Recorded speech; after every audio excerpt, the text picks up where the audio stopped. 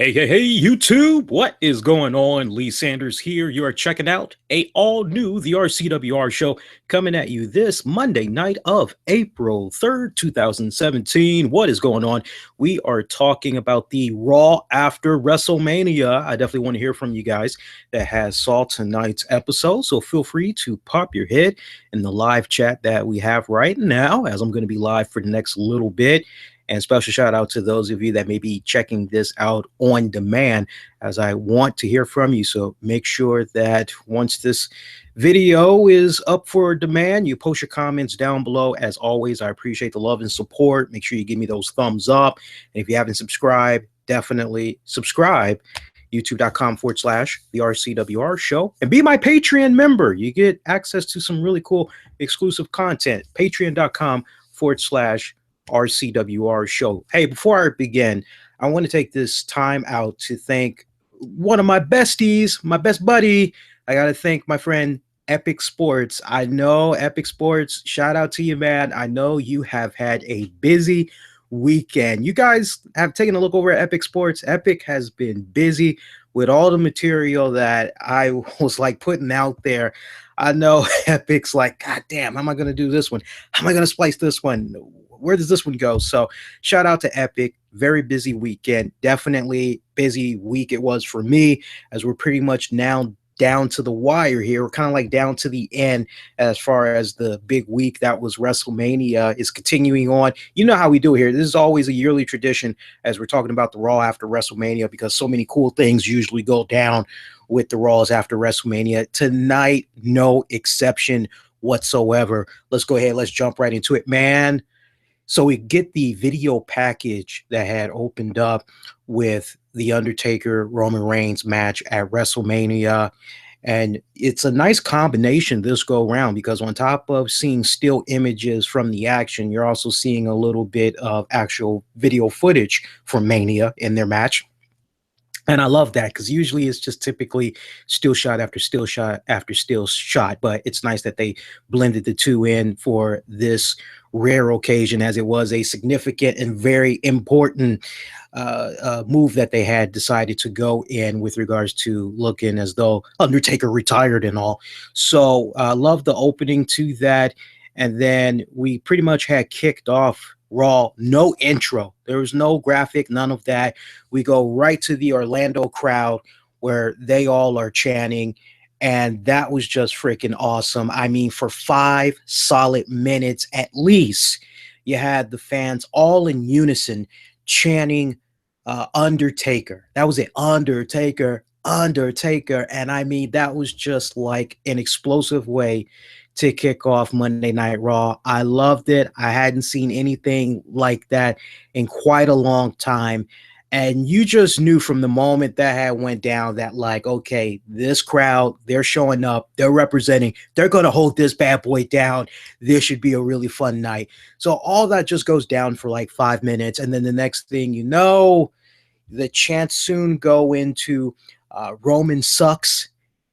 You had Undertaker, Roman sucks. So 5 solid minutes almost of Undertaker. And then afterwards, it goes into Undertaker, Roman sucks. Undertaker, Roman sucks. And it was almost kind of like you could not write this any better if it were a movie, man, because you got to give kudos to the WWE. I think in their heart of hearts, they knew what they were doing. They knew without a shadow of doubt Roman Reigns was going to get booed on this very night.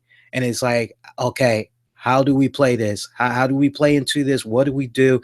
And I love the timing, because the fans chanting Undertaker, Roman sucks, doing that multiple times. And then to just cue up the music of Roman Reigns, and the boos are just all unanimous. You could not write this any better. I love this. I mean, for me personally, as a writer, so I'm usually writing scripts all the time, whether I'm writing short stories or I'm writing radio jingles, things of that nature. Like, I know a thing or two about writing. And I tell you, with the way that this was set up, you could not do this any better. You know, this was a great setup. Roman Reigns coming out, getting into the middle of the ring. The fans just basically hijacked this, or at least so they thought. that they had hijacked this, but this was definitely their moment because they were getting out all of their frustrations, their anxiety, airing out their grievances. I mean, they were putting it all out there, basically saying Roman sucks. I gotta put some profanity out there. So for those of you that may have sensitive ears, forgive me. But to basically hear the fans chant to Roman, "Fuck you, Roman." Yes, we actually had "Fuck you, Roman," just unanimous. I just couldn't help but like take a look at the crowd that we had that were in attendance, and it really wasn't so much of domination from kids. It was almost like, honestly, combination of the same crowd that was at the NXT event, definitely at WrestleMania. I mean, there was a lot of young adults and plus that were there in attendance. I mean, yeah, your fair share of kids here and there, but this was definitely like a adult type of atmosphere for the entire night. But you still couldn't help but kind of feel for some of the kids that might have been there in attendance and the parents that are kind of like, what the hell? And they're trying to plug their ears or whatever, or the kids are being told to cover their ears. But you get the "fuck you, Roman," you get the "you suck" chants at Roman, you get "asshole," and then you get "Row men sucks," "Row men sucks." Roman Reigns just standing there, taking it like a man, standing there in the middle of the ring, microphone in his hand. He just has his arms down, crossed in front of him, just waiting patiently as he has the microphone in his hand. And he tries multiple times to try to say something, but like right when he puts that microphone to his mouth, the fans are just ripping him a new, you know what, hilarious, of the most insane stuff. I haven't seen anything like this in quite a long time. Not ever. I just have not seen anything of a hostile environment like this towards a particular superstar in quite a long time. I honestly would have to go as far back as ECW One Night Stand. And I'm sure for those of you veteran WWE fans, you remember that all too well. I mean, seeing John Cena, woo, man. And remember the black dude that had grabbed his jersey and threw it right back at him? I mean, you almost have to go like that far back. But I mean, this was a hostile environment. And it pretty much took up, like, when it was all said and done, the first 20 minutes of Monday's Raw. So at the very end, when Roman was finally able to talk, the fans really did not give him the opportunity, but he pretty much just went on ahead. He eventually took it right when it died down. It was perfect. And you're thinking maybe he's gonna say something kind of cool. I don't know, maybe to the point of, hey, a lot of props to the Undertaker. Nah, he didn't even go that route. He just basically looked dead into the hard camera, to us watching at home, and basically said, "This is my yard now," and that was pretty much it. And he leaves out to unanimous boos. You cannot write this any better. And that was it for Roman Reigns. We did not see this guy for the rest of the night. So that pretty much was how Raw had kicked off. Hilarious. I thoroughly had enjoyed that. What did you all think of that opening segment for Monday's Raw? I want to hear from you. We got the chat that's live right now. And of course, if you're watching this on demand, make sure you post your comments down below. But a great, strong opener, very smart book in the way that they had did this, basically coming off of the events that went down at Mania, closing out Reigns, Taker, and then, I mean, you couldn't write this any better. So great job to the WWE writers for that.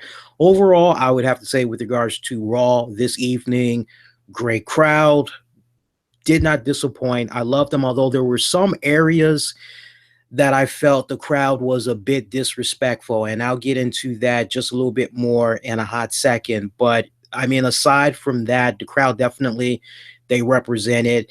WWE actually put, I don't know, maybe I'm overanalyzing this, or maybe it's like a case where I'm just now noticing this for like the very first time. But I swear, with the way they had the set designed tonight for Raw, it kind of seemed as though they wanted to put a little bit more extra in production costs, since this was like the Raw after Mania. It could be just me, but I swear it just kind of seemed like they actually tried to jazz it up a little bit as far as the stage ramp and all that. Seems like they kind of jazzed it up. Speaking of which, if I'm not mistaken, there's supposed to be a 24/7 WWE Network special basically dedicated to the Raws after WrestleMania. So I'm a little bit curious in checking that out. I thought maybe a DVD for that was released not too long ago. I could be mistaken, but I could have sworn the DVD was out on that. I don't know if maybe that's the same one that is covered on the network right now, or if this was entirely made specifically for network viewers. But yeah, so we had got our first matchup of the night, which saw Gallows and Anderson revoke their rematch clause for the Raw Tag titles. They took on the Hardy Boys. Hardy Boys getting a really great reaction from the Orlando crowd, really taking it in. And they did not talk on this very episode. I had said to you guys the next 24 hours should be very interesting. We should be able to get a better idea what's going on with Matt and Jeff Hardy, like if they're broken or whatnot. And right before the WrestleMania stream that we did had ended, which, by the way, I do appreciate the many of you that had checked out my thoughts about WrestleMania. There was definitely one point in the show for our Epic Sports fan base over there that offended a lot of people, and I was quite taken back by what they had said because they misinterpreted what I was saying, and it basically had to do with was NXT better than WrestleMania or what? And I had put something out there in the comment section, but I don't think a lot of people were reading the comment section. I think a lot of people just listen to the audio. And then I tell you, as long as I've been uploading, or rather, as long as I have given the okay to Epic to upload clips of the shows, that was like the first time that I can recall in my relationship with Epic in history so far that something I said that's been broken down into a clip was unanimously like it wasn't received well. So I got some damage control to do on Tuesday night to really reiterate the points that I was making. But other than that, I really do appreciate everybody that had took the time out to check out the WrestleMania after show, especially the Hall of Fame coverage, all that jazz. But one of the things that I had talked about on the WrestleMania after show, right before we wrapped it up, was what type of Hardys were we possibly going to be seeing on tonight's Raw. And honestly, I just kept telling you guys, let's just wait about less than 24 hours because we have no choice. But it should be very interesting to see what type of promo the Hardys cut, whether or not they're broken. And before the stream ended, we had a couple of you all that were like, Lee, I just watched this clip on WWE's YouTube site, and they gave a little bit of a backstage interview, and they're kind of talking somewhat broken, but it's almost like just typical Hardys that we remember when last we saw them in the WWE. And I'm very curious now because I'll definitely be checking it out after this stream is over. We got a new episode of Raw Talk. And I honestly haven't cared for Raw Talk. I've actually been really digging Talking Smack more and more. So I've been piggybacking, checking that out. But Raw Talk is going to be very interesting because the Hardys are supposed to be on there. Bailey is supposed to be on there. And for the first time since losing the Universal title, Goldberg is supposed to be on there as well. So for those of you that maybe aren't able to access it right now, you're not going to be able to check it out. Or maybe if you want to hear my thoughts about what all they said on that show, I'll definitely be talking about it on the RCWR show this Tuesday night at 10 p.m. Eastern. You can catch that live exclusively on Spreaker.com. Spreaker.com/user / the RCWR show. I'll make sure all the links is available for you all in the video description here below. But we saw the Hardys. They had retained their tag titles. A lot of love being shown to them. Welcome back chants again. We also had got a lot of delete chants that were being put out there. And it's still hard for me to believe that it has been almost, 7 years since the Hardys were last in the WWE. But then it's been 9 years since the Hardy Boys last tagged in the WWE. And I was like, wow. So I kind of remembered what was going on with Jeff Hardy, circumstances with him making his exit from the company and all that. And then I kind of had to remind myself what was going on with Matt and everything. And it just came to me. I had to look it up, but it just came to me and I remembered the circumstances and all that. So basically, when both of those guys were in there in the WWE the last go round, the last time we saw them in a tag match, it was going back to, if I'm not mistaken, I want to say August of 2009.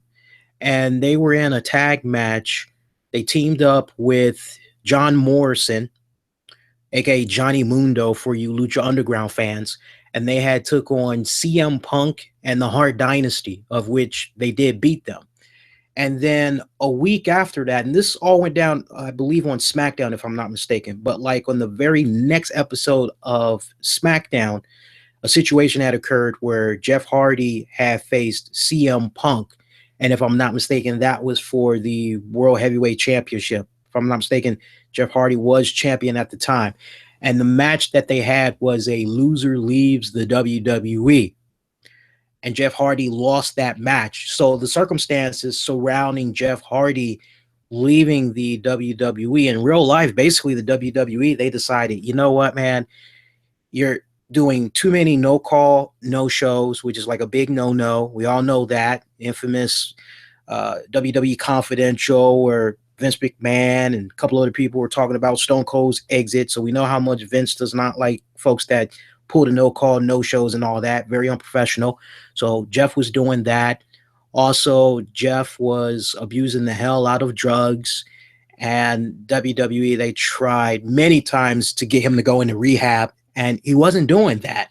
And, you know, when you have somebody that's being that difficult, eventually it's kind of like, okay, well, you know, if they're not going to help themselves and they're not going to try to allow us to help them, then we got to do what we got to do. We got to cut our ties. So they cut their ties with Jeff Hardy. And then like a year after that, Matt Hardy, his last run with the company, it was he had some type of an on-screen relationship that was going on with Melina that really didn't go. Not Melina, forgive me, not Melina. I got my M's mixed up. Maria Kanellis. But that didn't really go anywhere because Maria had got released from the WWE shortly afterwards. So he was just really kind of floating around there in obscurity. And he was involved in some type of a Money in the Bank qualifying match for the SmackDown brand to try to become world champion. But Kane had actually won all that whole shebang when it was said and done. And there was supposed to be a European tour that Matt was supposed to be a part of. And WWE, they told him, no, stay home. We don't need you for that. And during the course of a couple of weeks, Matt Hardy just went on like this viral campaign sharing his disdain for the WWE and wanting to be released from the company.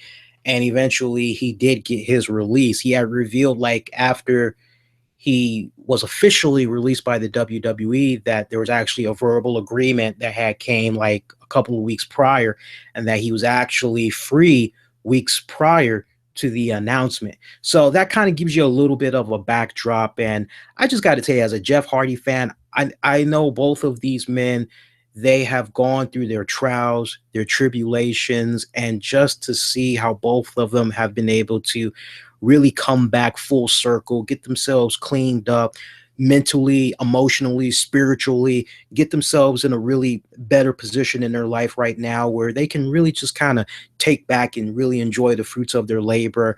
I'm on cloud nine. I'm really ecstatic for them. And I just knew in my heart of hearts that the Hardys would always come back to the WWE. And I think for me, it was validated when I had the opportunity to talk to Matt Hardy a couple of years back. And it was right after he had got married, just by maybe a handful of months or whatever, to Rebby Sky, Rebby Hardy. And if you all did not see that interview or listen to that interview, it's actually available on my channel. You can check it out. Look under the guest exclusive section. And we would have been able to talk longer, but at the time that we had conducted the interview, he was actually on his way to the airport. I believe he had to pick up Rebby at the airport.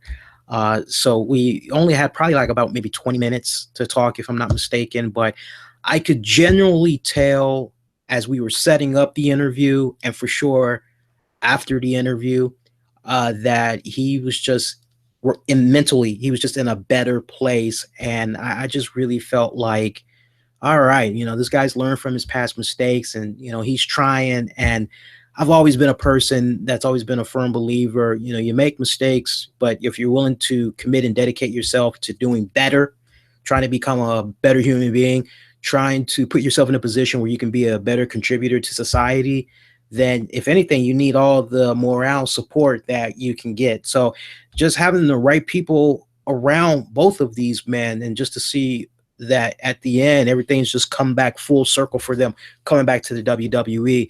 I love it. I mean, it's like a perfect fairy tale story. So looks like the Hardys, they are going to be a force to reckon with on the Raw side of things as far as the tag division goes for some weeks to come, man, and months to come at that, hopefully. While we're also talking about the tag team division, something else that was really awesome tonight, we actually saw the New Day come out later on in the night, and they enjoyed being the hosts of WrestleMania. However, they had took a little bit of a different path in their appreciation for being hosts, and admitting they were disappointed that they didn't have any in-ring action at Mania, and they hope to justify that on this very night by putting an open challenge out there to anybody on the roster, because they wanted to beat some booty.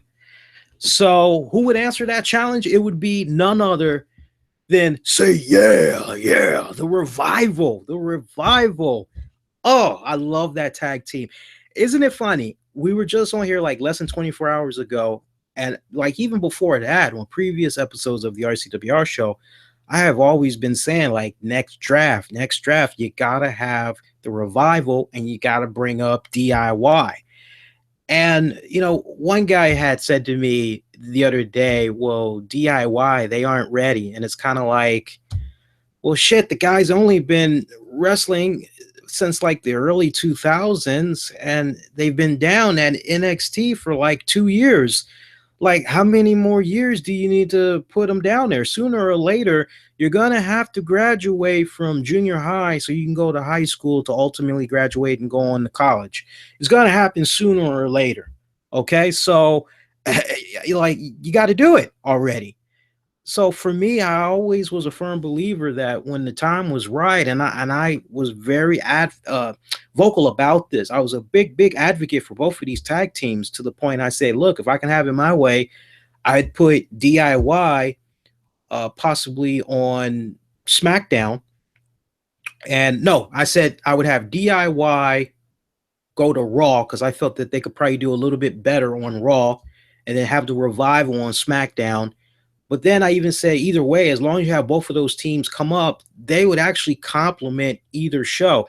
And I mean, just the way things are kind of looking right now, I would not be surprised if maybe DIY goes to SmackDown. Of course, that brings up a really big question that some of you all have pointed out, which was, yeah, but Lee, if you pull DIY and you put them on one of the shows, I mean, that's going to leave a huge void that is going to need to be filled on NXT. And yeah, I totally am like in agreement with you guys, but I mean, at the same time, NXT is always supposed to continue, is always supposed to continue to evolve.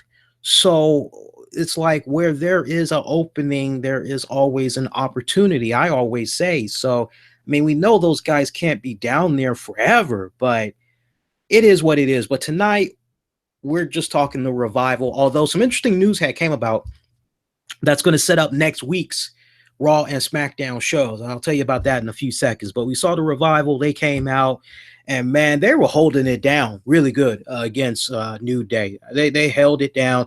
And I was really taken back by the overwhelming reaction that they had received. I mean, they were really, really appreciated. Now, granted, you could kind of say that maybe a majority of this crowd was the same crowd that was at the NXT event, because we know how it is. A lot of the people that probably went on the WWE website, got their tickets, they probably wanted to do all 3 nights of WWE action in Orlando, Florida. So it very well could have been the same crowd. Me in particular, I'm going to be paying attention to the next batch of episodes that we get from various cities for Raw programming, to really see if the crowd truly appreciates the Revival. But I tell you, they are a really good, strong throwback of a tag team. I was just thinking about it the other day, and I was like, man, those guys, they remind me so much of the Anderson brothers. They remind me so much of those guys. I mean, it's not even funny. Almost to the point I was kind of daydreaming a little bit.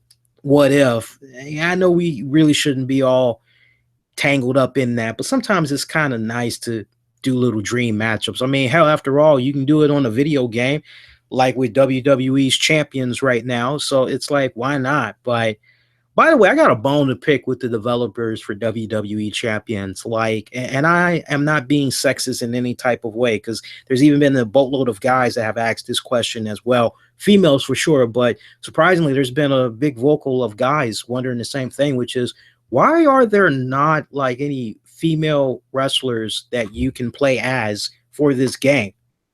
I just always wanted to like try to understand that. Is it because that would create some type of gender thing in the game where I'm trying to understand that? Because honestly, I think it would be really cool, not to go too much into overkill, but I think it'd be really cool if you had some females that you could play as, and maybe you could put them in a mixed tag match, or by picking that female, automatically it's either a female tag match or a female singles match. I don't know, to each its own, but a little bit curious why they operated the way that they did. But I'll go into that a little bit more on Tuesday night, because I want to offer some ways of improvement that this game can take, because there's been so many people vocal about this game past couple of weeks. I'm telling you, game has a lot of potential. I'll say this in closing: they can learn a lot from Marvel Puzzle Quest. That's all I gotta say. All right, so next up, some of the other action that we had got on tonight's WWE Raw. We did see a really, really great cruiserweight match between Neville and Mustafa Ali. But sadly, you wouldn't know that it was a really good match, because we had the fans doing the waves. We had the fans being totally distracted. They were doing any and everything else but focus on this cruiserweight match. And I'm just kind of going, what the hell is going on? What is somebody dressed as the Macho Man, Randy Savage? Like, what's going on? Is somebody being escorted out of the arena? Somebody being difficult? What's going on? Turns out, and I actually have favorited and retweeted the video, but apparently there was somebody that had a beach ball, and they basically were just passing it around. They were kind of doing like that throwback song back in the day: pass the douche from the left hand side, and then I pass the douche from the left hand side. I mean, they basically were doing it like that. And so you're watching this and you're going, what are these guys doing? You never see the ball, though. As far as I could recall from the hard camera, you never saw it. But you did hear the commentators. They were recognizing the fact that the fans, they were doing their own thing.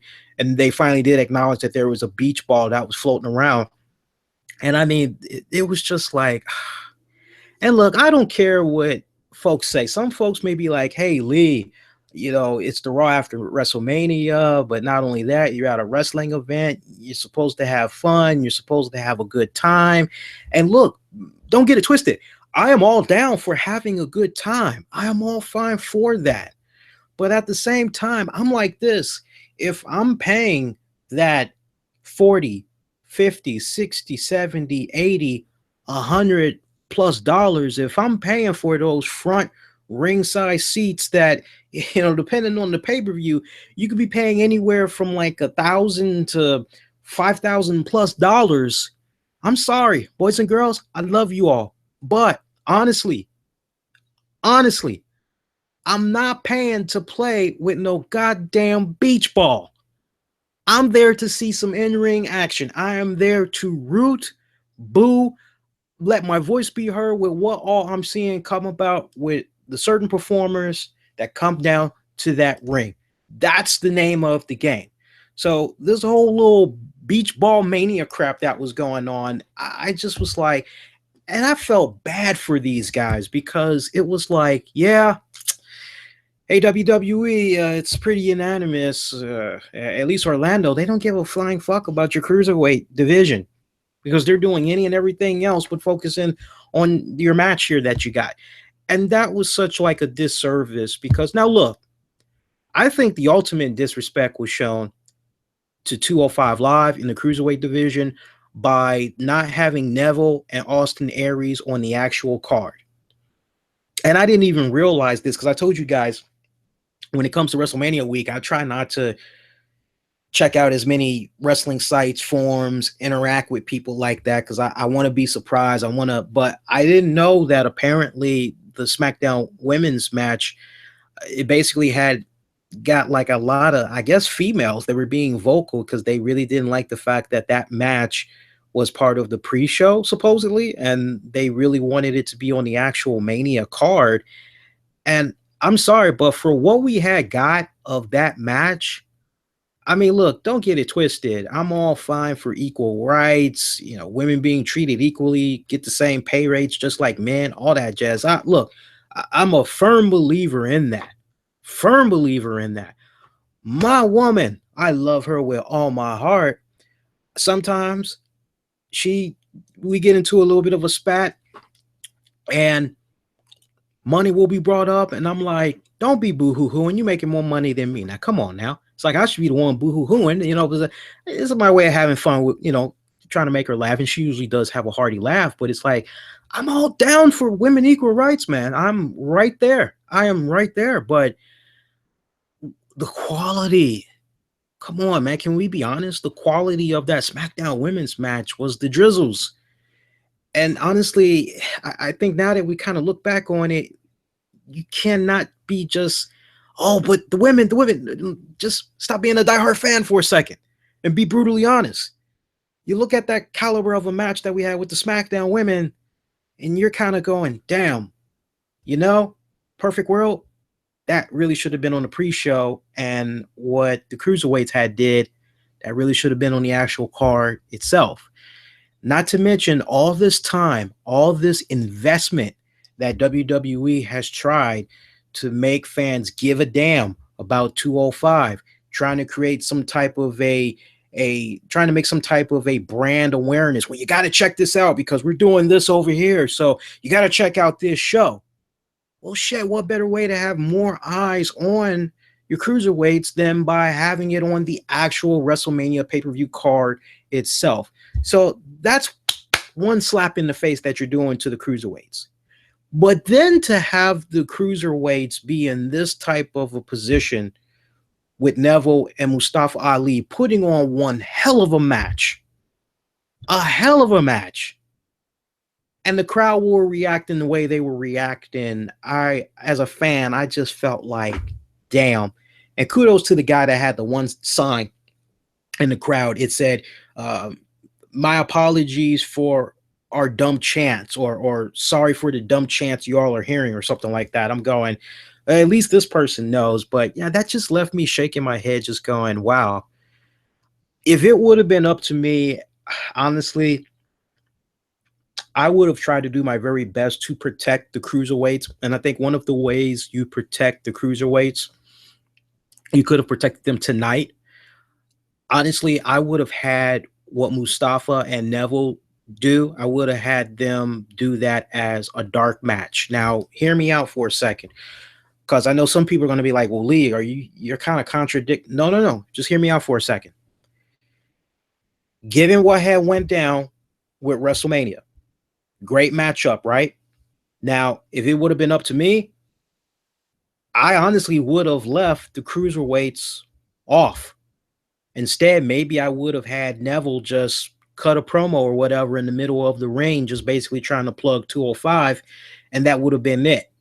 I probably, just to show the cruiserweight division some love, I probably would have had Neville, and to kind of protect it a little bit more, I might have actually done a backstage segment with Carly Caruso. That's probably how I would have set it up for tonight. But the cruiserweight still would have been represented. I would not have put them in a match at a prime time spot during this 3-hour broadcast, for the simple fact you take a huge risk in the crowd. Okay, cruiserweights are on, and that's exactly, my biggest fear came true. That's exactly what we had got tonight. Now, instead, I've always been a firm believer in the crowds, because I've been there. I've been to enough WWE live events. I know how it is. You get there, you want to make sure that, honestly, you're able to get there as early as you can, because the earlier that you're there, the more closer you are to the front of those doors when they open. You got better dibs going in, grabbing some of your favorite WWE merchandise from your favorite superstar.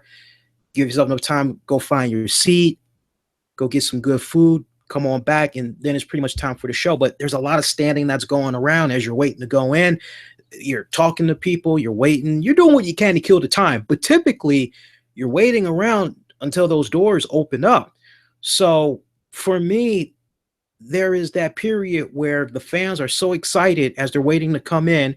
They're throwing the chants out there, all that. And then by the time they go in, they get the merchandise, they get some food in their stomach. Some of them got the itis. That's how I've always called it. I know the proper name, but I'm calling it the itis because us black people, that's usually how we call it. We say got the itis. So that's a perfect time, I think, 30, 45 minutes before Raw goes live. And I've been an advocate of this for many, many years now. And to WWE's credit, for some of the shows that I have partaken, they were doing it. You were seeing some dark matches before they, but in this particular case, I for sure would have had there be a cruiserweight match. If they wanted to just do some warm-ups, let the cruiserweights go out there, give them something kind of special. I've always been a firm believer in basically trying to enhance the hell out of the WWE live experience. Basically it's like, hey, if you're not going to the WWE live events, you're missing out, because as a fan at these live events, you're getting access to see these exclusive matches that are not going to be televised. Maybe if you're lucky, it might be released on a DVD somewhere down the road. But no, like when you go to these events, any and everything can and will happen. And a lot of the stuff that's going to go down is going to be exclusive for just fans only. That way it creates the buzz, it creates the excitement and all that. Kind of like almost back to how it was back in the day to a point. So, but I felt bad. I really did feel bad there for those two guys. To the point, I still have Raw on my DVR. I'm definitely going to go back and I'm going to try to watch that match again. And I'm just going to mute the TV because it was just really, I was like trying to focus on what was happening. And shout out to my best friend, Titus Machiavelli, evil genius of professional wrestling. And even he was like, that was actually a really good match. And he knows a thing or two about wrestling as he's doing his thing down there with the NRW promotion. Manages a ton of people he has over the years. So he knows a thing or two about talent when he sees it. And for him to even say, hey, that was a really good match, and I don't even watch 205. His own words, not mine. That lets you know it was actually a really good match. So for those of you that maybe got distracted with the beach ball silliness, go back when you get a chance, check it out. I am seeing in the chat right here from Leo, shout out to Leo. He's saying, Lee, just got done watching the Undertaker's match. So emotional to see his retirement. Yeah, it was pretty emotional, all right. I'm curious, anybody that's watching the stream right now, did anybody happen to have Raw Talk playing in the background? Because I'm curious what exactly came about with the Hardys. Are they broken? Because I would imagine they had to talk at great length. So I want to know if they're broken, somewhat kind of broken, what's going on. And I'm curious what Bill Goldberg had to say. So maybe if we can get somewhat of an update before we end the stream, that'd be great. Otherwise, I'll definitely talk about it more on Tuesday's RCWR show. Other action that came about, Vince McMahon, he made an announcement. Yeah, made a special appearance, looking better than ever. I know we heard a couple of weeks back how he was involved in a car accident. Wasn't anything major, but still, you're like, man, this guy's like 70 plus years old and he was involved in the accident. I hope he's doing okay. Looked pretty good. Still got the strut. It's gotten a little bit smaller, but 71 years of age, still looks to be in great, phenomenal shape. He had some announcements to get off his chest. Crowd really playing into his No Chance in Hell music. Basically, Vince McMahon was out there to announce that given the circumstances surrounding the Seth Rollins Triple H match, and as we saw from WrestleMania, Stephanie went through a announcer's table. Vince McMahon had let the crowd know that she's going to be out of action for the foreseeable future. And since Mick Foley was fired as commissioner, basically Raw needs a new general manager. So, or actually, correction, Stephanie was the commissioner, right? And Yeah, Stephanie was the commissioner and Mick Foley was the Raw general manager. So Vince McMahon basically saying, let me introduce you to your new Raw general manager. Got a little bit of a tease from Teddy Long. Vince is like, it's not you, man. It's not you. And Teddy's like, my bad. But no, we would find out. And I think we all kind of knew this, although some folks, including myself, were kind of thinking, man, sure would be nice to maybe see Sting. Don't ask me personally why, but I've always been kind of like wanting for there to be a Sting authority figure in the WWE. Don't ask me why. I just wanted to see that, but I'm actually happy that we got something a little better. We got one Olympic gold medalist, newly inducted WWE Hall of Famer Kurt Angle. He is now your new Raw general manager. Freaking awesome. Freaking awesome. Loved it. Given what he had did on SmackDown, he was a SmackDown GM. And you knew with Kurt being a Raw general manager, you know he's going to be creating some really great moments. And what was really proof of that was his interactions with Big Cass and Big Cass and Enzo Amore. A great comedic segment that they had going on. I loved it. That was classic. That's the stuff that Kurt Angle was talking about during his induction speech, which was basically creating moments and all that. And I have a feeling for many weeks to come, just what those guys were able to do, as quirky as that was, that's going to help them in the long haul. So I really love that. I love the fact that Kurt Angle being there, he's really going to try to do his best to give people legit opportunities. Sami Zayn was one of those individuals that had came and talked to Kurt Angle, and we saw a little bit of an endorsement by Kurt Angle saying, the thing that I love about you is you have the intensity, you have the intelligence, you have the intelligence, you have the intensity, you have the integrity, you got all of the three eyes. And he basically was giving him a nice little pep talk saying, you can go pretty far if you just keep at it. And to the point, I'm trying to figure out how the whole Jinder Mahal thing had went down. I'm actually looking in my notes right here. Yeah, Sammy, he basically went to Kurt Angle, basically saying, I hope we can have somewhat of a very good, constructive relationship. I'd like it if maybe it could match that of what I had with Mick Foley, if not a little bit better. And Kurt Angle's like, well, yeah, we'll get there in due time. I'm sure you just got to continue to go out there, do like you've been doing, prove yourself to me. And yeah, you'll get there in due time. And then we saw Tender My Balls. He came out and he was just throwing up a little pissy storm because of what went down at Mania with Rob Gronkowski, basically denying him his opportunity to potentially become the Andre the Giant Memorial Battle Royal winner. And Sami Zayn really wasn't appreciating being interrupted. That got both of these guys barking at one another. Kurt went on ahead, put them in a match. And we did see Sami Zayn pick up the win on that one. He won by a hell of a kick, or Halua kick. And that pretty much was the end of that one. Looking at some other action that came about from tonight's Raw. See what else had jumped out at me. So we told you about the cruiserweights. We told you about Vince McMahon making his return. We told you about the Revival, New Day. We saw Sasha Banks and Dana Brooke. They had teamed up to take on Charlotte Flair, Nia Jax, Emma. Bailey was in there too. It was a 6-woman tag team match. So again, you had Bailey, Sasha, Dana taking on Charlotte, Nia, and Emma. Closing moments of that matchup, we saw Dana. Emma. And it wasn't Emmalina. It was the Emma that we saw right before she went out on injury. From the little bit that I saw, didn't look like she missed a beat. But the closing moments of that matchup, we saw Nia. She came in, missed a clothesline on Dana Brooke. Dana and Sasha, they did a drop kick to Nia that sent her to the floor. Bailey came in with a crossbody to the floor, or from the floor on Nia. Charlotte and Sasha, they pretty much were going at it back and forth. Charlotte tried to do like she did like less than 24 hours ago to Sasha Banks. She basically had tried to hit the natural selection, but Sasha was able to beautifully counter that, turned it into a bank statement, made Charlotte tap out. After that match was over, we saw Charlotte. She was pretty pissed off. She actually went to Emma, pushed the hell out of her. Then she went over to Nia Jax, pushed the hell out of her.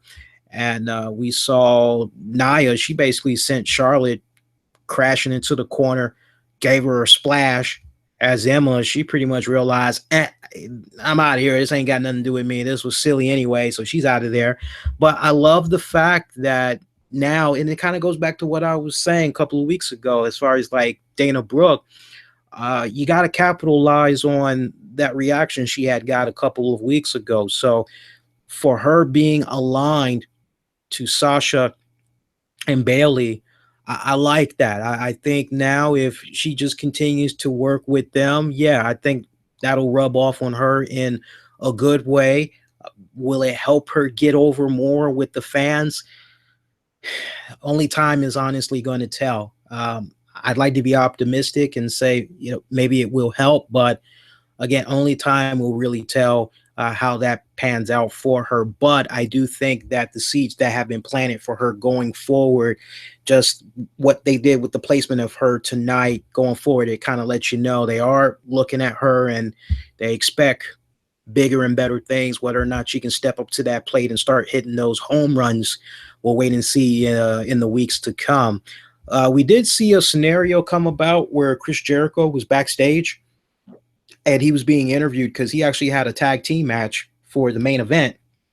He was going to team up with Seth Rollins and they were going to take on Kevin Owens and who's the other guy? Kevin Owens and Samoa Joe. Well, we saw Chris Jericho get ambushed and Samoa Joe, Kevin Owens, they did a serious number on him. And we would get a medical update. Kurt Angle was pretty much seen backstage bumping right into Seth Rollins. Seth is like, how is he? Is he okay? Kurt, he's basically saying, honestly, it ain't happening. He is so severely injured. There's no way he's going to be able to do that matchup. But I promise you, by the end of the night, you're going to have a tag team partner. So a little bit of a cliffhanger right there for now. I think we might be able to go into that matchup. Let me just check my notes here. Yeah, we can get to that match in a hot second. You had a number one contenders match that has saw Sheamus and Cesaro. They defeated Enzo Amore and Big Cass. Yeah, that was just like, I'm still scratching my head, guys. I thought for sure Enzo Amore and Cass, but that is what it is. And now we can actually talk about the main event match because that's pretty much it for the whole night. So yeah, Seth Rollins, which by the way, I put this tweet out and some of you all are kind of noticing now that you're kind of thinking about it. I think we may have a case here of stupid booking 101. So just marinate on this for a second. So Seth Rollins, according to his doctor, weeks back, oh yes, well, if Seth is gonna do any type of a match against Triple H at WrestleMania, I mean, he can do all the training he wants. He can do any and everything possible to be at WrestleMania. If he makes it to WrestleMania, let me tell you, honestly, that may be the very last time, regardless if he wins, loses, or it's a draw. That may be the very last time that you're going to see Seth Rollins.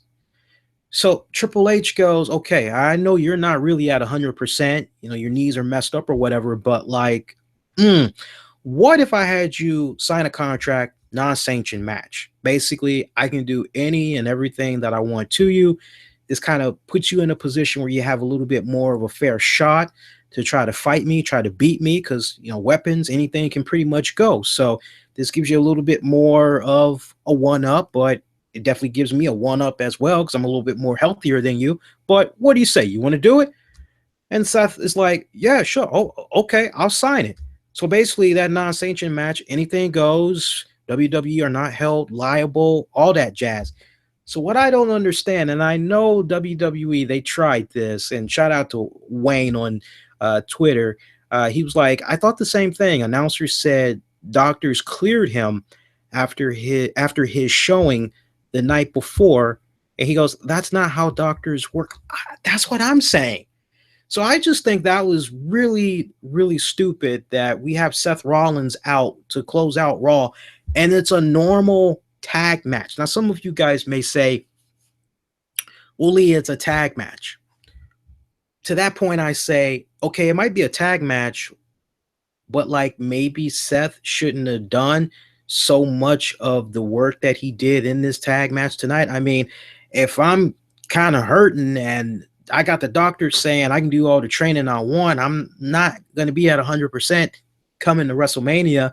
And whatever happens in that match with Triple H, for sure, I'm probably not going to be the same after that match. So it was just really kind of head scratching just seeing that. It was just, for me, stupid booking 101. I didn't like it. Honestly, if I could have set that up a little bit differently, I honestly would have had Seth Rollins off of this episode. I would have shown highlights of his match with Triple H, and basically I would have came right back. And see, I wish we would go back to these days, respectfully. I wish we'd go back to those days where you have two guys that are in this hellacious battle, like a Hell in a Cell or a street fight, or a cage match or a non-sanctioned match, street fight or whatever.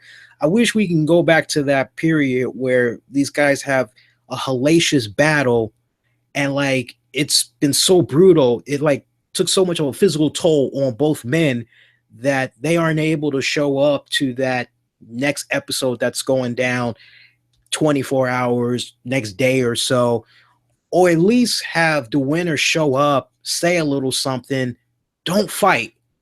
Maybe let them fight next week or whatever like that. But like, honestly, I would have just played the highlights of that match between Rollins, Hunter, and basically hype up Raw for next week, saying, hey, Seth Rollins returns. He's going to address the crowd for the very first time since winning, since coming out on top against Triple H. That would have made a little bit more sense to go in that direction. Now, some of you may say, well, Lee, what would you have done with the main event match? Because, newsflash, Finn Balor, the Demon, Balor Club, made his return, and he was the tag partner for Seth Rollins, which brings me to more stupid booking 101. Remember the last time we saw Finn Balor, we pretty much had to go back SummerSlam of last year. And he had that great match where he was crowned the Universal Champion. But like he had to drop the strap like less than 24 hours later. And we all know Kevin Owens, he eventually had became the champion and all that. But like you think about the long history there between Finn and Seth. I mean, for me personally, it just really didn't. It just kind of rubbed me the wrong way when I was seeing all of that go down. Because for those of you that maybe need a little bit of a refresher for SummerSlam 2016, I just want to kindly remind you guys that with regards to that WWE Universal Championship match, it was Finn Balor taking on Seth Rollins. And remember, storyline wise, it was basically Seth Rollins saying, I took out Finn Balor. I mean, that basically was his MO. So how is it that Finn Balor can like put what happened storyline wise? This guy put you on the shelf for so many months. How can you put whatever hatred, animosity, or whatever, how can you put that to the side and go, I'm going to team up with this guy? That made no sense to me with what I saw tonight. So again, a continuation of stupid booking 101. I would not have had Seth Rollins in that position to begin with. I would have just had him off of TV this week. Now, that brings me back to Sami Zayn. Honestly, what should have happened was you should have had Sami Zayn do what he needed to do. Hey, Kurt, I want to make sure you and me get off on the right foot, blah, blah, blah, blah, blah, blah, blah, blah, blah. And then later on, you see what happened with Chris Jericho. And, you're like, damn, that's messed up, man. What the hell? Minus Seth Rollins. There's no Seth Rollins in the picture. Pretend Seth Rollins is not on the card. But you know that it's going to be It's going to be actually, yeah. Now that I think about it, yeah. Now that I'm thinking about it, see, sometimes it's live. We're live on the air, and I got to kind of think how they set up the formats of the show. So that's how I'm thinking right now. Honestly, way before you made the announcement of your main event tag match, you honestly should have had the scenario play about where Sami Zayn says what he says to Kurt. They did that part right. But then Kurt should have been like, you know how you can help me? I got a main event match for later tonight. I'm thinking about a tag match, something involving Owens and Samoa Joe. You want in on this? And Sami Zayn should have been, yeah, I'd love to, sure. And then at that point, great. I'm thinking your partner, it's going to be Chris Jericho. You can still do what you needed to do, have Jericho get beat up, and then Sammy's like, gee Willikers, Willy Wonka, what am I going to do? Kurt say the same thing, and then you have it be Finn Balor, Sami Zayn, taking on Owens, Samoa Joe. That's basically how you do it. I'm not sure if a lot of you guys agree with me on that assessment, but I definitely would love to know, what y'all had thought about that. One thing that I thought was really interesting as I get ready to wrap this up, because we've been on for almost an hour now, I had a very weird exchange of words with this one guy on Twitter.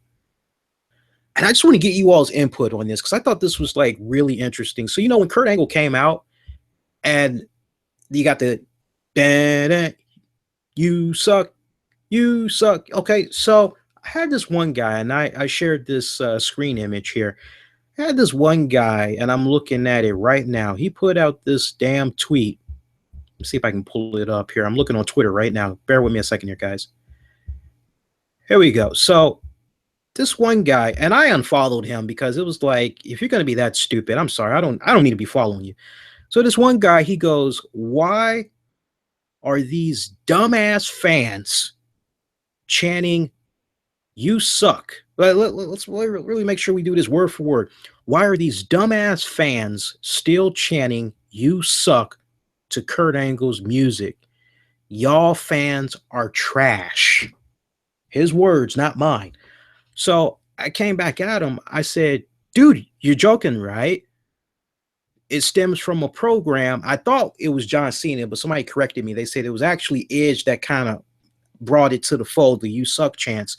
But he was like, yeah, it went down from, I said it went down from some years back, and it basically stuck ever since. That's the fans' way of showing love. Kurt actually loves it. So the guy comes right back and he goes, I know where it stems from. I think it's fucking stupid. I was flabbergasted when I read that shit. And I bet you this is probably the same guy that, he might have been saying, fuck you, Roman sucks, or some other little silly, stupid shit. But when I read that, I kind of was like, wow, that's a bit. And some of y'all that had responded to it on Twitter and you had saw that, you guys were kind of like, well, that dude doesn't really make much sense. Like he doesn't really get it then. I don't understand that one.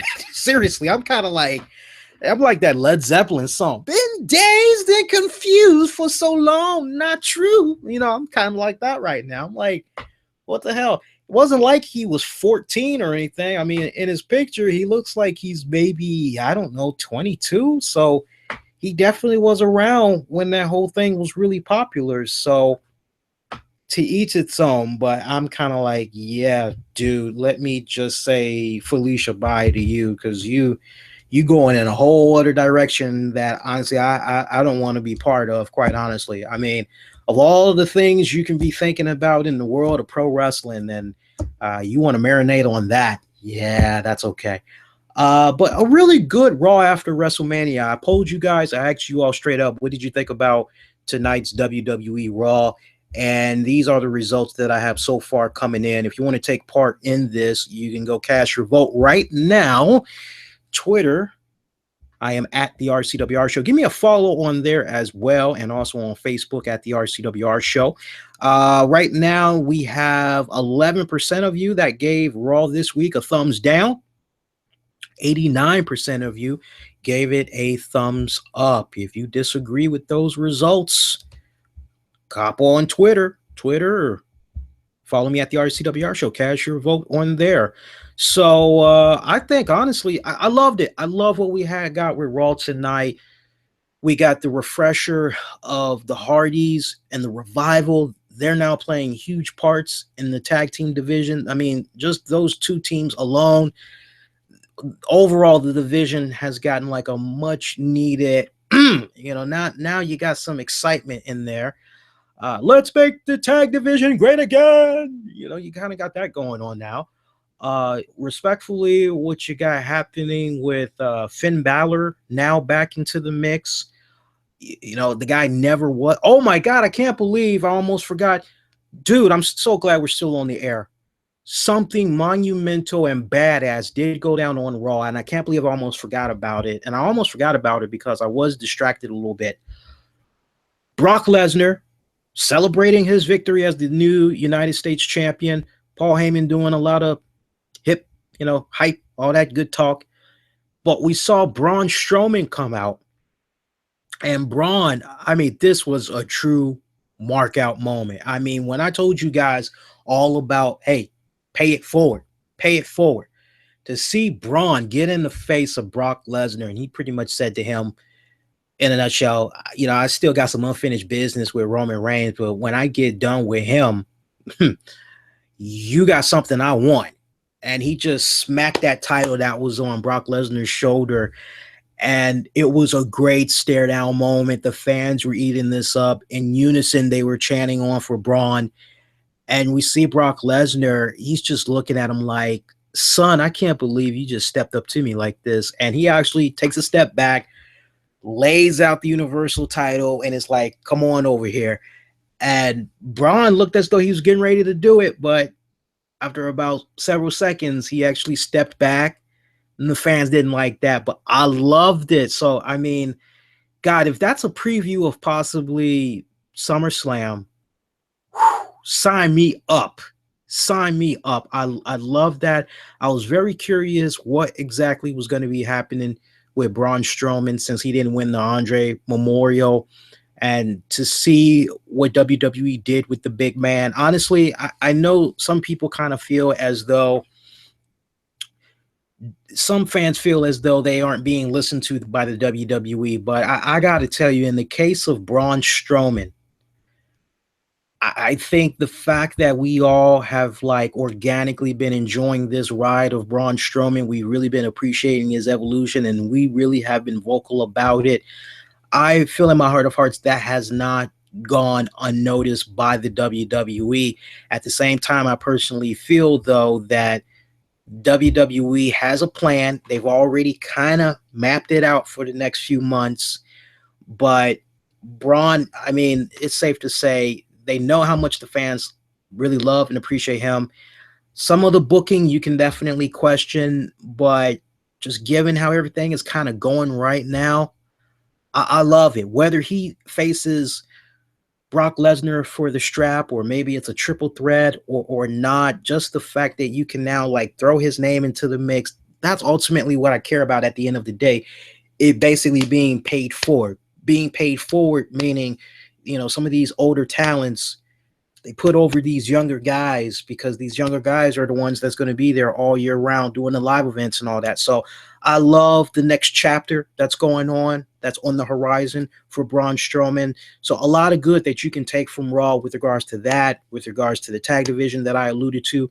Kurt Angle back as the Raw general manager this go round. That's going to create some really awesome moments, some great comedy relief. The women's division got a little bit of help as now Emma is back. Dana, she's doing her thing. What else we got going on? Sami Zayn, maybe with the guidance of a Kurt Angle, maybe he can now get to that end game that we were talking about off and on past couple of weeks, most recent as last night, which is basically him possibly becoming the main eventer, feuding for the title, maybe even becoming a champion. So there's a lot of good that you were able to take away out of this. Next chapter for Roman Reigns, I would imagine he's probably going to be gunning for the Universal title as well.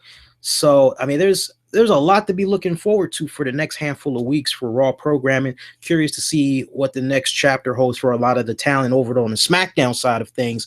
Next week is going to be very interesting because one of the announcements that Vince had made was next week they're going to shake things up. They aren't saying it's a draft, but what they are saying is there is going to be a superstar shakeup, basically meaning there's going to be some key talents that are going to be showing up for both shows. So I'll dive into that a little bit more this Tuesday night. I'll dedicate a good probably maybe 20 minutes of the show dedicated to, what I like to see happen as far as some type of a swap or, hey, these people are going to be thrown into the mix. I'm going to look at everybody. So you definitely don't want to miss that. That's going to be awesome. We'll also talk about the very latest in some wrestling headlines. I don't really think too much has happened since we were last on the air, but you know how we do it on Tuesday nights, man. So that should be good. I'm not signing off just yet. I am looking in the chat here, trying to see what some of you guys are saying here. I see the Roman Reigns guy. He's saying, I like the Roman segment during the chants. He looked at his hand twice. Once he said, almost forgot my lines. I got you in the palm of my hands. Roman owns and controls these crowds. It did kind of come off like that. See what else you're saying. Damian felt that they all had that it factor. Damon, you got to expand a little bit more on what you're talking about there. J-Rock, I'm the only person who didn't pop for the revival because I don't watch NXT. Oh, you're missing out, man. I got grilled a little bit by some folks. They were like, man, you're not checking out NXT on a weekly basis. I'm like, I don't need to. I can just drop in every couple of weeks and I can get caught up just by watching 2, maybe 3 episodes. And if I feel I need to binge after that, there are weeks where I will just binge a whole weekend on checking out NXT and I get like real caught up to speed. But it's kind of nice just checking in every couple of weeks, quite honestly. See what else. I'm with you, J-Rock. It is a shame that the fans had hijacked the cruiserweight segment there. Let's see. Castle 129 saying Raw was enjoyable. Hope it continues. Not a good guy, not a bad guy, the guy. Yeah. Yeah, Braun ain't no joke, man. Yeah, I mean, he's one of those, you watch him enough, he grows on you if that's not your usual cup of tea, but, eventually you come around to the man. See, what else? So I think that's good. So for those of you that maybe did not see Raw tonight, but you're going to be checking it out in a little bit, come on back, leave your comments, let me know what you thought about it. And we're going to be coming on live Tuesday night, 10 p.m. Eastern, as soon as SmackDown wraps up. That's going to be live on Spreaker.com. If you're not going to be able to check it out live, it'll be available on the downloads and for on-demand play, iTunes, Stitcher, iHeartRadio, a lot of awesome platforms. Just use the keywords, the RCWR Show. Follow me on Twitter and Facebook at the RCWR Show. Become my Patreon. I have exclusive content that you can check out. Won't be able to find anywhere else. Patreon.com/RCWR Show. I appreciate those of you that were interacting with me live during this stream. Make sure you leave me those thumbs up, share this episode, Google Plus it, one of the many ways you can spread a good word about the content, and subscribe if you haven't already done so already, as we do a lot of cool stuff for you guys on a weekly basis. Reminder, we announced the bottom winners of Wrestlemania on the Wrestlemania after show. So if you all missed that, pick you on back and check that out. I'll be announcing the top winners this Tuesday night on the show. So for those of you that, man, my name wasn't mentioned, well, maybe that's your last shot. So make sure you tune in and check it out. All right, guys, appreciate the love and support as always. I'm going to shut this bad boy down. Wishing all y'all be safe, be kind to one another. Everybody take care.